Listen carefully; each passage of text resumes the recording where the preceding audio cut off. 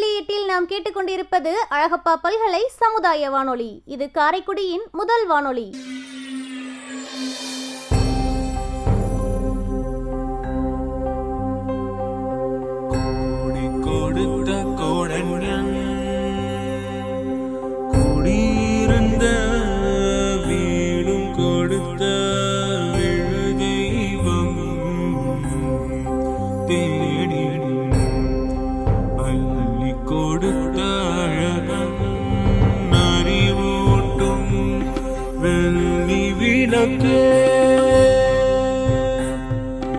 அறிவூட்டும் வெள்ளி விளக்கே,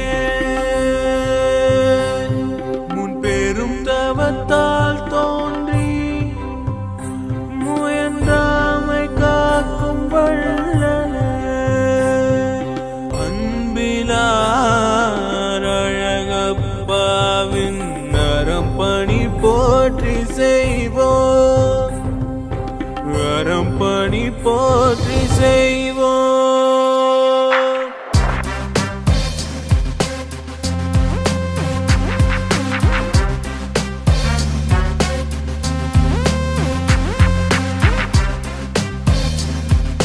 இந்திய அரசு அறிவியல் தொழில்நுட்பத்துறையின் விக்யான் பிரசார் மற்றும் காரைக்குடி அழகப்பா பல்கலைக்கழகம் இணைந்து வழங்கும் அறிவியல் பாலம் புதிய தொடர் நிகழ்ச்சி அனுபவ திட்டத்தின் பரவலாக்கம்.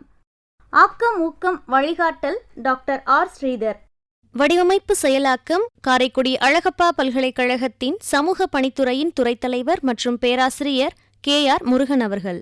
நிகழ்ச்சி ஒருங்கிணைப்பு சமுதாய வானொலி இயக்குனர் டாக்டர் S ராஜாராம். தயாரிப்பு குழு RJ Kamakshi, PL Kaverimanian, S Rosy, M Dhanalakshmi. இன்றைய பகுதியில் அறிவியல் ஆளுமைகளுடன் ஒரு நேர்காணல். காரைக்குடி அழகப்பா பல்கலைக்கழகத்தின் தொழில் வேதியியல் துறையின் துறைத் தலைவர் மற்றும் பேராசிரியர் H குருமலேஸ் பிரபு அவர்களுடன் ஒரு சிறப்பு நேர்காணல். சந்தித்து உரையாடுபவர் டாக்டர் KR முருகன். வணக்கம் சார். அனைவருக்கும் வணக்கம். அழகப்பா பல்கலைக்கழகத்தின் இந்திய அரசு அறிவியல் தொழில்நுட்பத்துறையின் விக்ஞான் பிரசாத் மற்றும் காரைக்குடி அழகப்பா பல்கலைக்கழகம் இணைந்து வழங்கும் அனுபவ் நிகழ்ச்சியில் மூலம் கலந்து கொள்வதில் மிக்க மகிழ்ச்சி அடைகின்றேன். ஒரு வேதியியல் விஞ்ஞானியாக அனுபவ நிகழ்ச்சியில் உங்களை சந்திப்பதில் மிக்க மகிழ்ச்சி. நீங்கள் வேதியியல் ஆராய்ச்சியில் பல்வேறு சாதனைகளை செய்திருக்கிறீர்கள். உங்களுடைய இளமை கால அனுபவம் பற்றி நேயர்களிடையே நீங்கள் இப்பொழுது பகிர்ந்து கொள்ளலாம். உங்களுடைய இளமை காலத்தில் இந்த ஆய்வுக்கு, வேதியியல் துறை சார்ந்த ஆய்வுக்கு வருவதற்கான வாய்ப்புகள் எப்படியெல்லாம் வந்ததுங்கிற பற்றி உங்களுடைய அனுபவங்களை இப்பொழுது பகிர்ந்து கொள்ளுங்கள். அழகப்பா பல்கலைக்கழகத்தின் சமுதாய வானொலி பண்பலை 90.8 மூலம் உங்களுடன் உரையாடுவதில் மிகுந்த மகிழ்ச்சி அடைகிறேன், உற்சாகமும் கூட. அழகப்பா பல்கலைக்கழகத்தின் தொழில் வேதியியல் துறை பேராசிரியர் மற்றும் தலைவராக உள்ளேன். இந்த துறை 1985ஆம் ஆண்டு துவங்கப்பட்டு 37 ஆண்டுகளாக உயர்கல்வி சேவை ஆற்றி வருகிறது. இந்த துறை மூலம் முதுநிலை MSc மற்றும் முனைவர் PhD பாடப்பிரிவுகளில் மாணவர்கள் சேர்க்கப்பட்டு கல்வி மற்றும் ஆராய்ச்சிகள் மேற்கொள்ளப்பட்டு வருகின்றன. இந்த துறை பல சிறப்பு அங்கீகாரங்களை பெற்றுள்ளது. முக்கியமாக 4 குறிப்பிட விரும்புகிறேன். 1, புதுடெல்லி பல்கலைக்கழக மானியக் குழு யூனிவர்சிட்டி கிராண்ட் கமிஷன் மூலம் ஸ்பெஷல் அசிஸ்டன்ட் ப்ரோக்ராம் SAPன்னு சொல்கிறோம், அதனுடைய 2ஆம் நிலையை எட்டியுள்ளோம். 2வதாக புதுடெல்லி அறிவியல் மற்றும் தொழில்நுட்பத்துறை department of science and technology மூலம் FIST நிலை 3 பெற்றுள்ளோம் மற்றும் DST மூலம் PERS நிலை 2 பெற்றுள்ளோம் மற்றும் 4வதாக MHRD மனிதவள மேம்பாட்டுத்துறை மூலம் RUSA அங்கீகாரங்களையும் பெற்றுள்ளோம். இந்த அங்கீகாரங்களின் மூலம் நிதிகள் பெறப்பட்டு ஆராய்ச்சிகள் மேற்கொள்ளப்பட்டுள்ளன. இதன் மூலம் உள்கட்டமைப்பு மற்றும் ஆராய்ச்சி உபகரணங்கள் விரிவாக்கப்பட்டுள்ளன. இந்த துறை பேராசிரியர்களின் மூலம் 60க்கும் மேற்பட்ட ஆராய்ச்சி திட்டங்கள் ரூபாய் 20 கோடி அளவுகளில் பெறப்பட்டு தொழில் மற்றும் சமுதாயம் மேம்பட பல சிறந்த ஆராய்ச்சிகள் மேற்கொள்ளப்பட்டுள்ளன. தொழில் சார்ந்த பாடப்பிரிவுகளான துகில் வேதியியல் டெக்ஸ்டைல் கெமிஸ்ட்ரி, மின் வேதியியல் எலக்ட்ரோகெமிஸ்ட்ரி, நேனோ அறிவியல் நேனோ சயின்ஸ், பொருள் அறிவியல் மெட்டீரியல் சயின்ஸ், உணர்வு அறிவியல் சென்சார் சயின்ஸ் உள்ளிட்டவற்றில் சிறப்பாக ஆராய்ச்சிகள் மேற்கொள்ளப்பட்டு ஏறக்குறைய 180 PhD முனைவர் பட்டங்கள் வழங்கப்பட்டு 1100 பப்ளிகேஷன்ஸ் கட்டுரைகள் சமர்ப்பிக்கப்பட்டு ஸ்கோபஸ் சைட்டேஷன் மேற்கோள்களில் 19,000 அளவை எட்டி இண்டெக்ஸ் காரணிகள் 64 என்ற உன்னத நிலையை பெற்றுள்ளதன் மூலம் அழகப்பா பல்கலைக்கழகத்தில் உள்ள அனைத்து 44 துறைகளிலும் முதன்மையாக நம்பர் 1 என்ற நிலையையும் பெற்றுள்ளது என்பதை மிக பெருமையுடன் கூறிக்கொள்கிறேன். இத்தகுதிகள் பெற பங்காற்றியுள்ள முன்னாள் மற்றும் இந்நாள் ஆசிரியர்கள், ஆராய்ச்சியாளர்கள், மாணாக்கர்கள் மற்றும் பெற்றோர்கள் அனைவருக்கும் பாராட்டுகளை உரித்தாக்குகிறேன். இந்த நிலையை எட்டுவதற்கு உறுதுணை புரிந்த பல்கலைக்கழக நிர்வாகத்திற்கும் நிதிகளை வழங்கிய அமைப்புகளுக்கும் எமது நன்றியையும் சமர்ப்பிக்கின்றேன். நன்றி. என்னுடைய சொந்த ஊர் ஊட்டி. மை நேட்டிவ் பிளேஸ் இஸ் ஊட்டி. ஊட்டியில் உள்ள அரசு பள்ளியில் பயின்ற மாணவன்.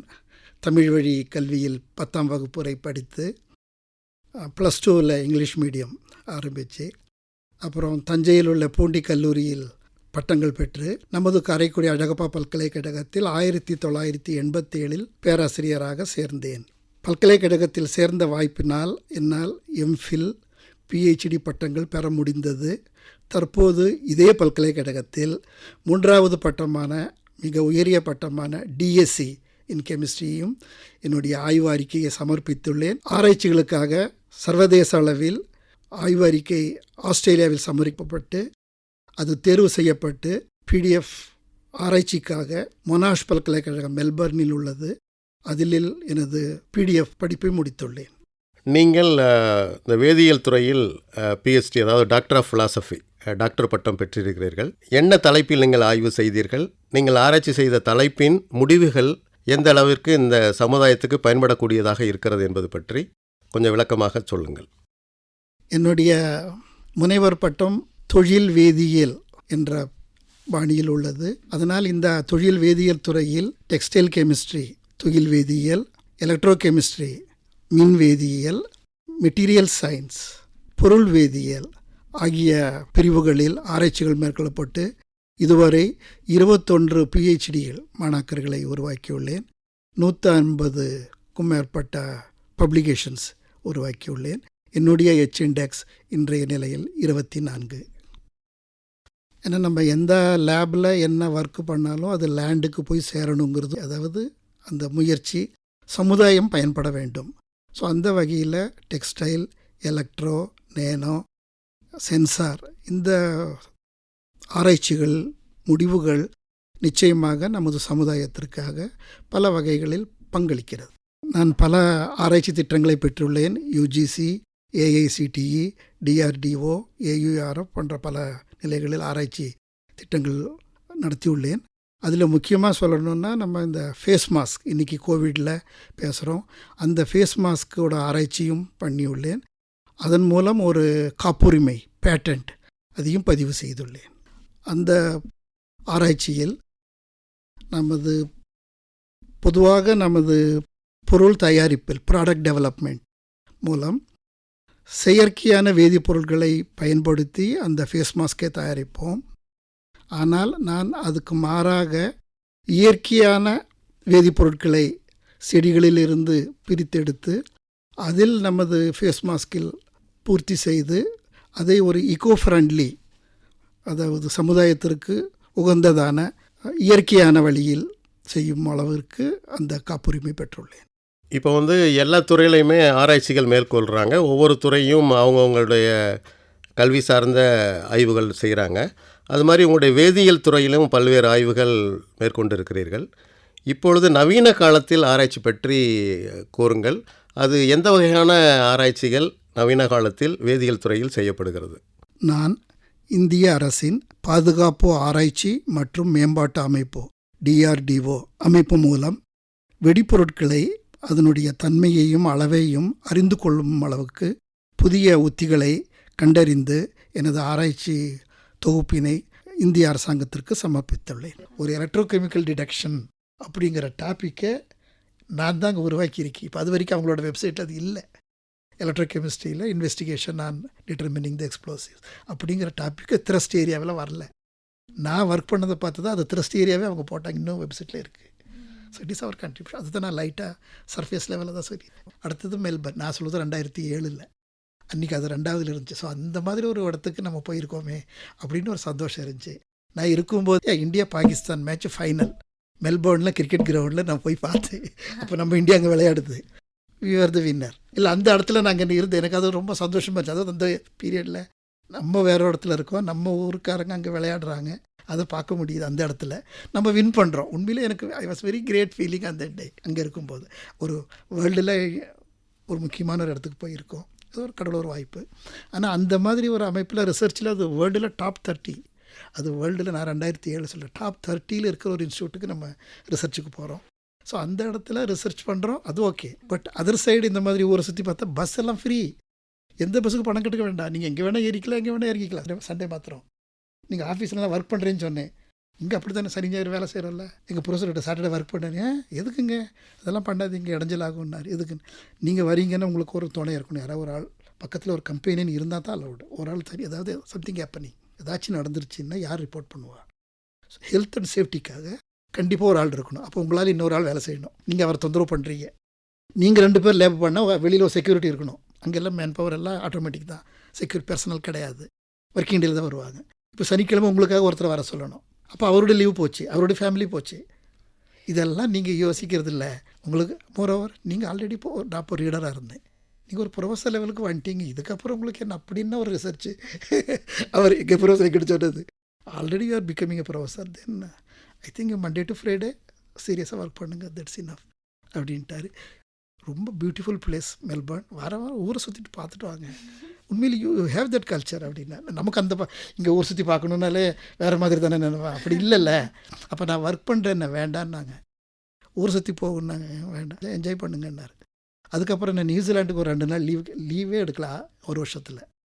எல்லா நாளும் நமக்கு இங்கே போக போகிறோம், சாட்டர்டே சண்டே ஊர் சுற்றுறோம், மற்ற நாளெல்லாம் டிபார்ட்மெண்ட்டில் தான் இருக்கும், லீவ் எங்கள் இதுக்கு எடுக்கலை. அப்போ என்னோடய ரிலேட்டிவ் வந்து நியூசிலாண்டில் இருந்தாங்க. சரி ஒரு சாட்டர்டே சண்டே போயிட்டு வந்துடலாம், அங்கே அது விசா அலோடு தான். ப்ரொஃபஸர்கிட்ட கேட்டேன், சார் 2 நாள் எதுக்கு 2 நாள்? New Zealand is a beautiful country, நீங்கள் இது வரைக்கும் லீவே எடுத்ததில்லை, எனக்கு தெரிஞ்சு you're 10 days you're eligible minimum, நீங்கள் ஒரு நாள் கூட எடுக்கல, ஹேவ் 5 days கோ அப்படின்னாரு. ஒரு 5 நாள் ஃப்ரீயாக லீவ் கொடுத்தாரு. அதாவது மாதத்தில் ஒரு நாள் இருக்குங்கிறது அவர் எனக்கு தெரியப்படுத்துறது, நான் எடுத்ததில்லை. பட் நியூசிலாண்டு போயிட்டு வந்து ஆக்லாண்ட். ஏன்னா இப்போ என்ன எனக்கு பர்சனல் ஃபீலிங் என்னென்னா, வேர்ல்டு மேப்பில் ரைட் ஹேண்ட் சைடில் எட்ஜில் நியூசிலாண்ட், லெஃப்ட் ஹேண்ட் சைடில் எட்ஜில் யூஎஸ். ஸோ இந்த 2க்கும் போயிட்டேன் அப்படின்னு இந்த உலகத்தை 2 எக்ஸ்ட்ரீமுக்கும் நான் போயிட்டேன், பார்த்துட்டேன். இந்த யூனிவர்சிட்டியில் வேலை பார்த்ததுனால அதெல்லாமே கிடச்சதுங்கிற மன நிம்மதி உண்டு. ஸோ அது தோஸ் ஆர் இட் ஹேப்பனிங். அதே மாதிரி இங்கேயுமே லெக்சராக என்ட்ரி ஜாயின் பண்ணேன். பட் ஹெட்டாக ரெஜிஸ்ட்ராராக வரைக்கும் வாய்ப்புகள் கிடச்சது, முடிச்சு வெளியில் வேணும். I am happy about that. உலகத்தையும் சுற்றிட்டோம், இங்கேயும் எல்லா பதவிகளையும் பார்த்துட்டோம். பட் டீச்சராக இருக்கிறதுல அது ஒரு சந்தோஷம் வேறு தான். அதில் இது சொன்னதில் உண்மையில் I am very happy to participate. ஒரு ஆராய்ச்சியாளராக நீங்கள் பல்வேறு நாடுகளுக்கு பயணம் செய்திருக்கிறீர்கள். அந்த நாட்டில் நீங்கள் உங்கள் ஆராய்ச்சி செய்த பொழுது உங்களுக்கு கிடைத்த அனுபவங்கள், அங்கு கிடைத்த அனுபவங்கள் நம் இந்திய நாட்டில் வந்து நீங்கள் ஆய்வு செய்யும்போது உங்களுக்கு எந்த வகையில் அது உறுதுணையாக இருந்தது என்பது பற்றி நீங்கள் இப்போ சொல்லலாம். நீங்கள் இதை வந்து நான் 2 விதமாக பார்க்குறேன். ஒன்று வந்து நான் இங்கேயே பிஹெச்டி பண்ணி டிபார்ட்மெண்ட்டில் இங்கேயே என்னுடைய பிஹெச்டி ஆய்வறிக்கை அந்த வைவா எக்ஸாமினேஷன் அப்பியர் ஆகிறேன். அப்போது அந்த examiner doctor K.A. Vasu, the former director from CECRI, அவர் தான் என்னோடய எக்ஸாமினராக வந்திருந்தார். அவர் எங்கிட்ட ஒரு கேள்விகள் அந்த வைவாவில் கேட்டார். உங்களுடைய தீசிஸில் நிறைய ரெஃபரன்ஸை போட்டிருக்கீங்க, ஆனால் அந்த ரெஃபரன்ஸ் எல்லாம் நிறைய இது ஃபாரினாக தான் இருக்குது, இந்தியன் ஆத்தர்ஸு ரொம்ப கம்மியாக தான் இருக்குது. ஏன் இந்தியாவில் ரிசர்ச் பண்ணலையா, இல்லை நீங்கள் இந்தியன் ரிசர்ச்சரை மதிக்கலையான்னு கேட்டார்.